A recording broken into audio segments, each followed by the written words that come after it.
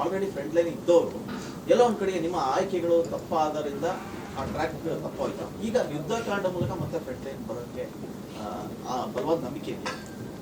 Front ಲೈನಲ್ಲಿ ಬರೋದಕ್ಕೆ again ಅದ್ರ ಹಿಂದೆ ಸಾಕಷ್ಟು ಉದ್ದೇಶಗಳಿದ್ದಾವೆ. ಅದನ್ನು ನಾವು ಡೈಸೆಕ್ಟ್ ಮಾಡ್ತಾ ಹೋದರೆ ಅದರ ಒಳಗಡೆ ಸಾಕಷ್ಟು ಉದ್ದೇಶಗಳಿದ್ದಾವೆ. ಒಂದು ನಾನು ಆಗಲೇ ಹೇಳಿದ್ನಲ್ಲ, ಈಗ ಇಂಡಸ್ಟ್ರಿ ಕೂಡ ನನ್ನ ಕಾಂಟ್ರಿಬ್ಯೂಷನ್ ಇರಬೇಕು. ಈಗ ನನಗೆ ಇಷ್ಟು ವರ್ಷಗಳು ನನ್ನ ಆಯ್ಕೆ ಸರಿನೋ ತಪ್ಪ ಅದು ಬೇರೆ ವಿಚಾರ, ಬಟ್ ಇಲ್ಲಿವರೆಗೂ ಬಂದಿದ್ದೀನಿಲ್ಲ, ಏನೋ ಒಂದು ಕರ್ಕೊಂಡು ಬಂದಿದೆಯಲ್ಲ ಸರ್. ಯಾರಿಂದ ಸಿನಿಮಾ ಫ್ಲಾಪ್ ಆಯಿತು ಅಂತ ನಾನು ಇವಾಗ ಅವ್ರನ್ನ ಬ್ಲೇಮ್ ಮಾಡೋದ್ ಬದಲು ಆ ಫ್ಲಾಪ್ ಆಗಿರ್ಬೋದು, ಹಿಟ್ ಆಗಿರ್ಬೋದು, ಅವರೇ ಕರ್ಕೊಂಡು ಬಂದಿರೋದು ನನ್ನ ಇಲ್ಲಿವರೆಗೂ. ಈ ಸಾಮರ್ಥ್ಯ ನನಗೆ ಸಿನಿಮಾ ಪ್ರೊಡಕ್ಷನ್ ಮಾಡೋದಾಗಲಿ, ಇಷ್ಟು ಕೂತ್ಕೊಂಡು ಮಾತಾಡೋದಾಗಲಿ, ಒಂದು ಕಥೆ ಆಲೋಚನೆ ಮಾಡಿ ನಾನು ಸಮಾಜಕ್ಕೆ ಕೊಡಬೇಕು, ಚಿತ್ರರಂಗ ಏನಾದರೂ ಮಾಡಬೇಕನ್ನೋ ಒಂದು ಶಕ್ತಿ ಬಂದಿರೋದೇ ಈ ಜರ್ನಿ. ಫ್ರಂಟ್ ಲೈನಲ್ಲಿ ಬಂದಾಗ ನನಗೆ ಬಲ ಜಾಸ್ತಿ ಬರುತ್ತೆ, ಶಕ್ತಿ ಜಾಸ್ತಿ ಬರುತ್ತೆ. Front line in the sense, ನಾನು ಆ್ಯಸ್ ಅನ್ ಆ್ಯಕ್ಟರ್ ನಾನು ಪ್ರೂವ್ ಮಾಡ್ಬಿಟ್ಟಿದ್ದೀನಿ ಸರ್. ನಾನು ಅದೇ ಸಾಕಷ್ಟು ಕಡೆ ಹೇಳಿದ್ದೀನಿ, ನಾನು ಒಂದು ಫ್ಲಾಪ್ ಸಿನಿಮಾದಲ್ಲೂ ಅದೇ ಎಫರ್ಟ್ ಆಗಿ ಆ್ಯಕ್ಟ್ ಮಾಡಿರ್ತೀನಿ, ಹಿಟ್ ಸಿನಿಮಾದಲ್ಲೂ ಅದೇ ಎಫರ್ಟ್ ಆಗಿ ಆ್ಯಕ್ಟ್ ಮಾಡಿರ್ತೀನಿ. ನಾನು ಆ್ಯಕ್ಟ್ ಮಾಡಿದ್ದಕ್ಕೆ ಸಿನಿಮಾ ಹಿಟ್ ಆಗಿಲ್ಲ, ಅಥವಾ ನಾನು ಕೆಟ್ಟದಾಗ ಆ್ಯಕ್ಟ್ ಮಾಡಿದ್ದಕ್ಕೆ ಸಿನಿಮಾ ಫ್ಲಾಪ್ ಆಗಿಲ್ಲ. I have remained as A good actor in all films. But front ಲೈನಲ್ಲಿ ಬರಬೇಕಂತಂದರೆ ಇಡೀ ಸಿನಿಮಾ ಗೆಲ್ಲಬೇಕು. ಇಡೀ ಸಿನಿಮಾ ವ್ಯಾಪಾರ ದೃಷ್ಟಿನಲ್ಲಿ ಗೆದ್ದಿದೆ ಅಂತಂದರೆ ಅದು ಅಷ್ಟು ಜನಕ್ಕೆ ತಲುಪಿದೆ. ಅಷ್ಟು ಜನಕ್ಕೆ ತಲುಪಿದೆ ಅಂದರೆ ಇನ್ ರಿಟರ್ನ್ ನಮ್ಮ ಮೇಲೆ ಅಷ್ಟು ಅಭಿಮಾನ ಇರುತ್ತೆ, ಅದು ಮುಂದಿನ ಸಿನಿಮಾ ಮೇಲೆ ಅಷ್ಟು ಭರವಸೆ ಮೂಡಿಸುತ್ತೆ. ಆ ಭರವಸೆ ಮೂಡಿದಾಗ ಏನಾಗುತ್ತೆ, ಮತ್ತೆ ನಾನು ಇನ್ನೊಂದು ಸಿನಿಮಾ ಆ ಭರವಸೆಯನ್ನು ಕೆಡಿಸ್ಕೊಳ್ದೆ ಮತ್ತೆ ಇನ್ನೊಂದಷ್ಟು ಅದನ್ನು ದುಪ್ಪಟ್ಟು ಮಾಡೋ ಥರ ಪ್ರಯತ್ನ ಮಾಡಬೇಕು ಅಂದರೆ ಮತ್ತೆ ಅದಕ್ಕೆ ಒಂದು ಹೂಡಿಕೆದಾರರು ಬರಬೇಕು, ಅದಕ್ಕೆ ನನ್ನ ಮೇಲೆ ನಂಬಿಕೆ ಬರಬೇಕು ಅವರಿಗೆ. ಅಜಯ್ಗೆ ಇಷ್ಟು ಹಾಕಿದರೆ ಇಷ್ಟು ಬರುತ್ತೆ ಅಂತ. ಆ ಬರುತ್ತೆ ಅನ್ನೋ ಫ್ಯಾಕ್ಟ್ರು ಅವರಿಗೆ ಬಿಸ್ನೆಸ್ ಅದು. ಬಟ್ ನನಗೆ ಮತ್ತೆ ಸಮಾಜಕ್ಕೆ ಏನಾದರೂ ಕೊಡುಗೆ ಕೊಡೋದಕ್ಕೆ ಒಂದು ದೊಡ್ಡ ಶಕ್ತಿ ಬರುತ್ತೆ, ದೊಡ್ಡದಾಗಿ ಹೇಳ್ತೀನಿ. ಸೊ ಈ ರೀತಿ ಈ ಫ್ಯಾಕ್ಟರ್ಸ್ ಬೆಳೆಯುತ್ತೆ. ಸೊ ನನ್ನ ಒಳಗಡೆ ಒಂದು ಇರ್ತಕ್ಕಂಥ ಒಂದು ಸ್ಪಾರ್ಕ್ ಫೈರ್, ಸಮಾಜಕ್ಕೆ ಏನಾದರೂ ಮಾಡಬೇಕಂದ್ರೆ ಶಕ್ತಿ ಬರಬೇಕು. ಯಾವುದನ್ನ ನೀವು ಒಂದು ದೊಡ್ಡ ಪೋಸ್ಟಲ್ಲಿ ಕೂತ್ರೆ ತಾನೇ ನಿಮಗೆ ಒಂದು ಅಥಾರಿಟಿ ಬರೋಕ್ಕೆ ಸಾಧ್ಯ.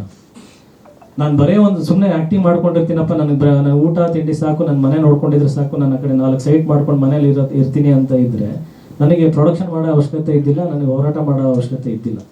ನನ್ನ ಉದ್ದೇಶ ನನ್ನ ಸಿನಿಮಾಗಳು ಕೊಡೋದು, ನನ್ನ ಕಡೆಯಿಂದ ಕಾಂಟ್ರಿಬ್ಯೂಷನ್ಸ್ ಆಗ್ತಾ ಇರಬೇಕು, ಕನ್ನಡ ಸಿನಿಮಾಗಳಿಗೆ ಆಗಬೇಕು. ಈಗ 1-2-3 ಜನ ಆಗಲೇ ಕನ್ನಡ ಸಿನಿಮಾನ ಒಂದು ಭಾರತದ ಇಂಟರ್ನ್ಯಾಷನಲ್ ಲೆವೆಲ್, ನ್ಯಾಷನಲ್ ಲೆವೆಲ್ ತೊಗೊಂಡು ಹೋಗಿದ್ದಾರೆ. ಯಶ್ ಅವರಾಗಿರ್ಬೋದು, ರಕ್ಷಿತ್ ಶೆಟ್ಟಿ ಅವರಾಗಿರ್ಬೋದು, ರಿಷಬ್ ಅವರಾಗಿರ್ಬೋದು. ನಂದು ಒಂದು ಕಾಂಟ್ರಿಬ್ಯೂಷನ್ ಕೊಡಬೇಕು ಅನ್ನೋದು ನನಗೊಂದು ಆಸೆ ಇದೆ. ಅಫ್ಕೋರ್ಸ್ ನಾನು ಇನ್ಸ್ಪೈರ್ ಆಗಿದೆ ಅಂತ ಹೇಳಿದ್ರೆ ತಪ್ಪೇನಿಲ್ಲ, ಅದ್ರಲ್ಲಿ ಖಂಡಿತ ನಾನು ಇನ್ಸ್ಪೈರ್ ಆಗಿದ್ದೀನಿ ಅವರೆಲ್ಲರಿಂದ. ನನಗೆ ಆ್ಯಕ್ಚುಲಿ ನಾನು ಬಂದಾದ್ಮೇಲೆ ಬಂದಂಥವ್ರು. ಎಷ್ಟೋ ಕೂಡ ಎಷ್ಟೋ ಸಲ ಹೇಳಿರ್ತಾರೆ, ನೀನು ಏನು ಮಾಡ್ತಾ ಇದೆಯಾ, ನೀನು ಬಾ, ಎಲ್ಲ ಟ್ಯಾಲೆಂಟ್ ಇದೆ, ಪೊಟೆನ್ಷಿಯಲ್ ಇದೆ, ಬಾ ಅಂತ ಹೇಳ್ತಾರೆ. So of course I have been inspired. ಹೌದು, ನಾನು ಮಾಡ್ಬೇಕು, ಯಾಕೆ ಮಾಡಬಾರ್ದು ಅನ್ನೋದು ನನ್ನಿಂದನೂ ಒಂದು ಸ್ಫೂರ್ತಿ ಬಂದಿದೆ. ಸೊ ಈ ಒಂದು ಕಾರಣಕ್ಕೆ ನಾನು ಫ್ರಂಟ್ ಲೈನಲ್ಲಿ ಬರಬೇಕು ಅನ್ನೋದು ಬಿಟ್ಟರೆ ನಾನು ಕೋಟೆಗಟ್ಟಲೆ ರೆಮ್ಯುನರೇಷನ್ ತೊಗೊಳ್ಳೋ ಹೀರೋ ಆಗಬೇಕು, ಅಲ್ಲಿ ಕೂತ್ಕೊಂಡು ಮೆರಿಬೇಕು ಅನ್ನೋ ಉದ್ದೇಶ ಅಲ್ಲ. ಬಟ್ ನೀವು ಸಿನಿಮಾ ಪ್ರೊಡ್ಯೂಸ್ ಮಾಡಿ ಏನಾದರೂ ತುಂಬ ಕೋಟ್ಯಾಂತರ ರೂಪಾಯಿ ಸಾಲ ಮಾಡ್ಕೊಂಡಿದ್ದೀರಾ, ಅಂದರೆ ಫುಲ್ ಲಾಸ್ ಆಗಿದ್ದೀರಾ ಅನ್ನೋ ಥರದ್ದೆಲ್ಲ ಆಗಿದೆ, ಅದಕ್ಕೆ ಸಿನಿಮಾ ಪೋಸ್ಟ್ಪೋನ್ ಆಗ್ತಿದೆ ಅನ್ನೋ ಥರದ್ದೆಲ್ಲ ಮಾತಾಡಿದೆ ಸರ್. ಸಾಲ ಮಾಡಿರೋದು 100% ನಿಜ ಸರ್. ಅಲ್ಲ, ಲಾಸ್ ಆಗಿದೆ, ಎಕ್ಸ್ಟ್ರೀಮ್ ಪಾಯಿಂಟ್ ಮಾಡಿದ್ದೀನಿ. ಅಲ್ಲ, ಲಾಸ್ ಅಂತ ಹೇಳೋಕ್ಕಾಗಲ್ಲ ಸರ್. ಲಾಸ್ ಯಾವಾಗ ಅಂತಂದರೆ ಸರ್, ನೀವು ಇಷ್ಟ ಬರದೇ ಇರೋದು ಏನೋ ಒಂದು ಮಾಡಿ, ಇವಾಗ ನಾನು ಇವ ಒಂದು ಸಮಯನ ನಾನು ಎಂಜಾಯ್ ಮಾಡ್ತಾ ಇದ್ದೀನಿ ಅಂದರೆ it's not A loss. Cinema ಥಿಯೇಟ್ರಿಗೆ ಒಬ್ಬ ಪ್ರೇಕ್ಷಕ ಬಂದು ಟಿಕೆಟ್ ಕೊಟ್ಟು ಸಿನಿಮಾ ನೋಡ್ತಾನೆ, ಸಿನಿಮಾ ಚೆನ್ನಾಗಿಲ್ಲ ಅಂದರೆ ಅವನಿಗೆ ಲಾಸ್. ಅದು ಸಿನಿಮಾ ಚೆನ್ನಾಗಿದೆ ಅಂದರೆ ಲಾಸ್ ಅಲ್ಲ. ಹಾಗೆ ನಾನು ಮಾಡುವಂಥ ಕೆಲಸ ಏನಿದೆಯಲ್ಲ ಸರ್, ಅದು ದುಡ್ಡು ಗಳಿಕೆ ಮಾಡಬೇಕನ್ನೋದಲ್ಲ. I am spending money for my satisfaction. ಆ ಸಿನಿಮಾ ರಿಸಲ್ಟ್ ಬೇರೆ, ಬಟ್ ಈ ಪ್ರೆಸೆಂಟ್ ಸಿಚುವೇಶನ್ ನಾನೇನು ಎಂಜಾಯ್ ಮಾಡ್ತಾ ಇದ್ದೀನಲ್ಲ ಸರ್, ನನ್ನ ಕಡೆಯಿಂದ ಕೊಡುಗೆ ಕೊಡೋದಕ್ಕೆ. ಆಮೇಲೆ ಇನ್ನೊಂದು, ಈ ಸಿನಿಮಾ ಮೇಯ್ನ್ ನನಗೆ ಈ ಪವನ್ ಹೇಳಿದ್ರು 5 ನಿಮಿಷದಲ್ಲಿ ನನ್ನ ಕಥೆ ಒಪ್ಕೊಂಡ್ಬಿಟ್ಟೆ ಅಂತ. ರೀಸನ್, ನನಗೆ ಥ್ರೂ ಔಟ್ ಕಥೆನಲ್ಲಿ ನನಗೆ ಕಣ್ಮುಂದೆ ಇದ್ದಿದ್ದು ನನ್ನ ಮಗಳು. ಆ ಪಾತ್ರ ಇವ್ರು ಮಾಡಿದ್ದಾರೆ, ರಾಜ್ಞಿ ಅವರು. ನನಗೊಂದು ಮಗಳಿದ್ದಾಳೆ ಅನ್ನೋದು ಒಂದೇ ಒಂದು ಉದ್ದೇಶ ನಾನು ಈ ಸಿನಿಮಾ ಮಾಡಿರೋದು, ಬೇರೆ ಇನ್ನೇನು ಅಲ್ಲ. ಈ ಪರಿಸ್ಥಿತಿ ಏನಾದರೂ ನನ್ನ ಮನೆಯಲ್ಲಿ ನನ್ನ ಮಗಳಿಗಾದರೆ ನಾನು ಕಾನೂನನ್ನ ಕೈಗೆ ತಗೊಳ್ತೀನ, ನಾನು ಯಾವ ರೀತಿ ಹೋರಾಟ ಮಾಡ್ತೀನಿ. ಈಗ ಮಾತಾಡ್ಬೇಕಾದ್ರೂ ಭಾವಕ ಆಗ್ತೀನಿ, ಅಂದರೆ ಅಷ್ಟು ಕಿಚ್ಚಿದೆ ನನಗೆ ಆ ವಿಷಯದ ಬಗ್ಗೆ.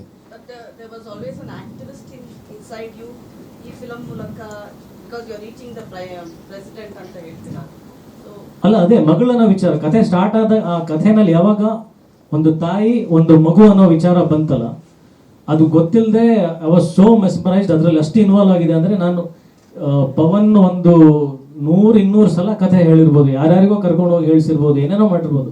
ಪ್ರತಿ ಸಲ ಹತ್ತಿದ್ದೀನಿ ನಾನು.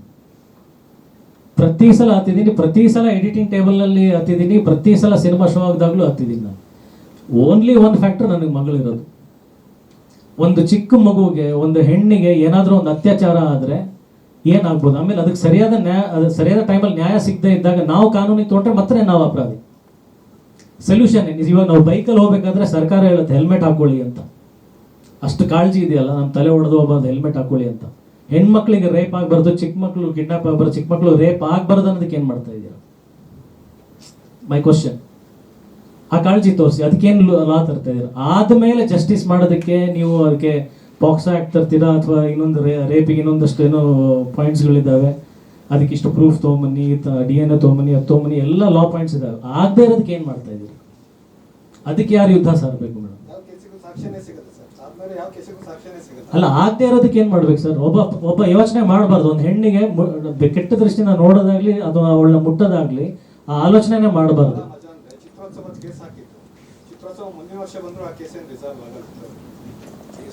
ಆಗದೆ ಇರೋದಕ್ಕೆ ಏನು ಮಾಡ್ತೀರಾ ಸರ್? ಅದಕ್ಕೆ ಒಂದು ಪ್ರಿಕಾಷನರಿ, ಇವಾಗ ನೀವು ಹೆಲ್ಮೆಟ್ ಹೇಳ್ತೀರಾ, ಇನ್ನೊಂದೇನೋ ಸಾಕಷ್ಟೆಲ್ಲ ಪ್ರೊಟೆಕ್ಷನ್ಸು ಅದೆಲ್ಲ ಹೇಳ್ತೀರಾ ವಿಚಾರಗಳು, ಅದಕ್ಕೆಲ್ಲ ನಿಮಗೆ ಮುಂಜಾಗ್ರತೆಗಳು ಇದೆ ನ್ಯಾಯಾಂಗ ವ್ಯವಸ್ಥೆಯಲ್ಲಿ, ಸರ್ಕಾರದಲ್ಲಿ ಎಲ್ಲ ಕಡೆ.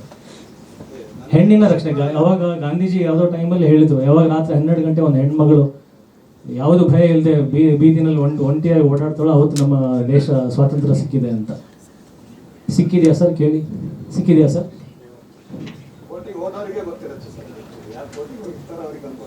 ಯಾಕೆ ಹೋಗ್ಬೇಕು ಸರ್? ಹೋಗುವಂಥ ಪರಿಸ್ಥಿತಿ ಯಾಕೆ ನಿರ್ಮಾಣ ಆಗಬೇಕು?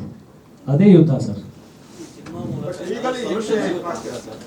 ಸೊಲ್ಯೂಷನ್ ಇವಾಗ ಅದೇ ನಮ್ಮ ಅಭಿಪ್ರಾಯ. ಸರ್ ಹೇಳ್ದಂಗೆ ನಾವು ಒಂದು ಸಜೆಷನ್ ಕೊಡ್ಬೋದು, ನಮ್ಮ ಅಭಿಪ್ರಾಯ ಕೊಡ್ಬೋದು. ಸಾಕಷ್ಟು ಸಿನಿಮಾಗಳಲ್ಲಿ ಈ ರೀತಿಯ ಕಥೆಗಳು ಅಥವಾ ಈ ರೀತಿಯ ಯಾವ್ದಾರ ಸಿನಿಮಾ ರೂಪವಾಗಿ ಹೋಗುತ್ತೆ ವಿನ ಅದು ಸಿನಿಮಾ ಸ್ಕ್ರೀನ್ ಮೇಲೆ ನೋಡೋದಕ್ಕೆ ಮಾತ್ರ ಅದ್ಭುತ ಅನ್ಸುತ್ತೆ ಸರ್. ನಾನು ಬಲವಾಗಿ ಕಂಟೆಸ್ಟ್ ಮಾಡ್ತೀನಿ ಇದನ್ನ. ಹೆಚ್ಚಿನ ವಿಡಿಯೋಗಳಿಗೆ ಪ್ರತಿಧ್ವನಿ ಯೂಟ್ಯೂಬ್ ಚಾನೆಲ್ ಸಬ್ಸ್ಕ್ರೈಬ್ ಮಾಡಿ, ಬೆಲ್ ಐಕಾನ್ ಕ್ಲಿಕ್ ಮಾಡಿ.